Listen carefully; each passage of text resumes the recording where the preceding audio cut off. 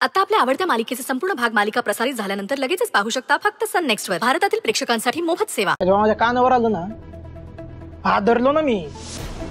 म्हटलं काय बी झालं तरी न्याय मिळायला पाहिजे, पण या पुरीनं मला लटकवलं या मॅटर मध्ये. हा पण मॅडम सांगा, या चांगुलपणाचा काय उपाय बा? हिच्या नादी लागून जो काही रिपोर्ट यांनी बाहेर आणलाय माझा, झाली ना बदनामी, आयुष्य बरबादी माझं. हे राजकारणात नाही चालत हे असं. या गावात असा ताट मानून फिरायचो, तिथं लोक तोंडावर हसतील माझ्या. हिचं काय नुकसान झालंय? ही बोलून मोकळी झाली, नुकसान काय झालंय? किंचितचा लॉस आहे स्वानंदीचा. काय बोला मला विचारा की काय, लाजू नका, विचारा. ही जे पोर आता जन्माला येणार आहे ना, त्यासाठी नवीन सरपंच शोधावं लागल, बाप म्हणून अडकवायला. ए झालं का तुझं? नाही बरं झालं ए मध्ये बोललं. काय ना शिंदे साहेब, माझ्याशी जरा दमानं घ्यायचं. हे वर्दीचा मान म्हणून कालपासून लई गुमान राहिलो. आवाज चढवून बोलायचं नाही.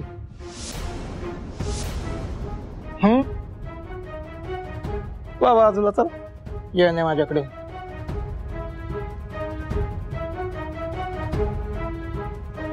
कसं आहे मॅडम, या पुरीच्या नादी लागून तुम्ही मला अटक केली, पण ना तुम्हाला वाटते तितकी साधी बोळी नाहीये.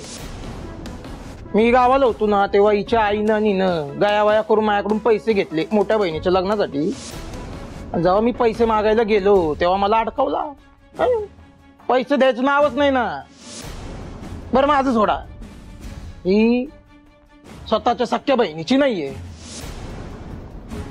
हिच्या बहिणीचं लगीन कोणी मोडलं? गावात जाऊन विचारा बरं. गाव मी सांगतो, येळ वाचवतो तुमचा. या तुमच्या स्वानंदीनं हिच्या आईचा जीव कुणामुळे गेला? स्वानंदीमुळे. खोटं नाही बोलत ते, तसा माणूसच नाही ना मी. सवय नाही आपल्याला खोटं बोलायची. हवं तर तुमच्या या स्वानंदीला विचारा. स्मार्ट निघाली तुमची स्वानंदी, लय जोरदार निघाली. कसे राजकारणी आम्ही, आणि डाव ही खेळली. धुतल्या तांदळातली कोण? ही तुमची स्वानंदी, आणि आम्ही हा ना यांना. खूप बोललात, निघा आता इथून. ओ वॉर्डन मॅडम, मला काय हौस आहे का इथं राहायची? जाणारच आहे. बरं एक सल्ला देऊ का? फुकट आहे, घ्यायचं तर घ्या. या वयात जी तुमची एनर्जी आहे ना, जरा सेव्ह करा. काही या होणाऱ्या पोराचा बाप शोधायचा अजून. आणि दुसरा मुद्दा, मला ही वाटते ना तितकी साधी नाही. जरा जपून राहा बरं का? रे जपून राहा. सरपंच,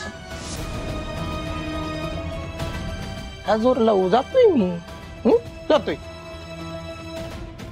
ती राहिली. मॅडम जाता जाता तुम्हाला बी एक सल्ला देतो. या पुढं पुनंदा कोणत्या बी निर्दोष माणसाला इतका हाल नका बरं, जनावरासारखा. कसं आहे, मी पडलो गरीब स्वभावाचा, पण पुन्हा असं झालं लई मागात पडत. बाकी स्वभाव आवडला आम्हाला तुमचा. कधी बी गावाला या, पाहुणचार जोरदार आहे आमचा बी. शिंदेला बी घेऊन या. चला येतो. राम राम. चला शिंदे, येतो.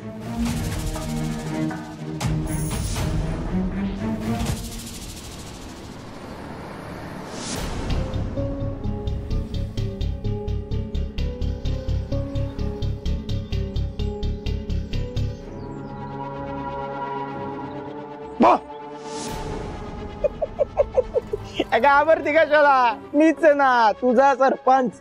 बघितलं का? कशाला बोलावलं मला? जे काय बोलायचं ते पटपट बोला, वेळ नाहीये माझ्याकडे. वेळ नाही म्हणजे? तिकडं मला पकडला होता पोलिसांनी, तुडला. मी म्हंटल माझी कार्तिकेल तिथं तू आली नाही, ते जाऊ दे. ती नाही आली तर नाही आली. सुटल्यावर इथं तडक तुला भेटायला आलो. म्हंटल तुला बघून फ्रेश वाटल, तुला येई नाही. शोभती स्वानंदीची बहीण शोभती तू. मग काय बोलू आता आता रागाने नको बघू. तुझा बी प्लॅन होता ग तो. ओ सरपंच, तुम्ही या डोक्याचे पण रिपोर्ट काढा. त्या रिपोर्ट मध्ये दाखवल की याच्यात मेंदूच नाहीये. डोक्याचं पण म्हणजे डोक्याचं पण म्हणजे काय ग? बघा प्रेमानं घेतो, प्रेमानं राहा.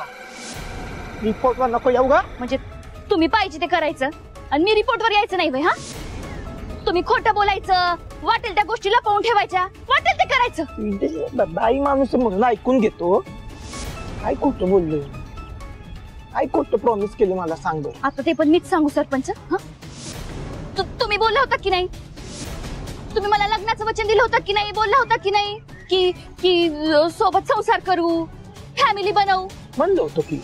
मग हो, आता तुम्ही बापच बनू शकणार नाही तर फॅमिली कुठे काढणार आहे? आकाशातून ते रिपोर्ट आले म्हणून बरं झालं. रिपोर्ट करू नीट बोलतो.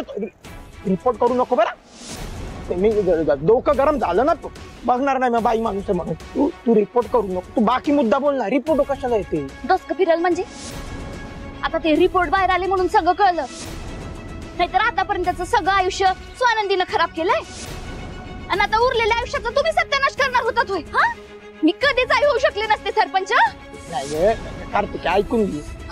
कार्तिक ऐक नाही आतलावत. मी काय म्हणतो तेवढं तर ऐकून घे. हे बघ मान्य की तू बोलते ते बरोबर आहे, त्यात काही वादच नाही. कार्तिक मी भले तुला मूल देऊ शकत नाही, नवरा म्हणून जे सुख मी देऊ शकतो ना ते दुसरा कोणता बी पुरुष देऊ शकत नाही. तुला काय बी हवंय लग्नानंतर, काय बी नुसता आवाज करायचा लगेच हजेर. आणि तू विसरू नको गावचा सरपंच आहे मी. गावात असा ताटात मिरवतो.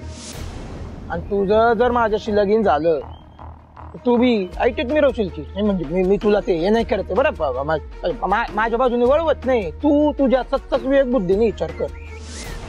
तुला मूल हवंय की आयुष्यभर थाटात राहायचं? आणि प्रश्न राहिला तुझ्या त्या बहिणीचा, स्वानंदीचा. तिनं ना माझ्या आयुष्याचं फार वाटतुळ करून टाकले. तिला मी सोडणार नाहीये. मी बदला घेणारच.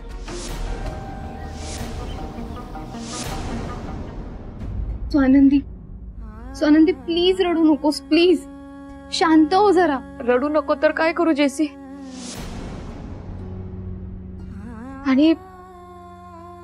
आणि मला एक कळत नाही, अन्याय झालेल्या मुलीला न्याय मिळणं इतकं कठीण असतं. गुन्हेगार गुन्हा करून बाहेर मोकळा फिरत असतो आणि त्रास फक्त त्या अन्याय झालेल्या मुलीला होतो.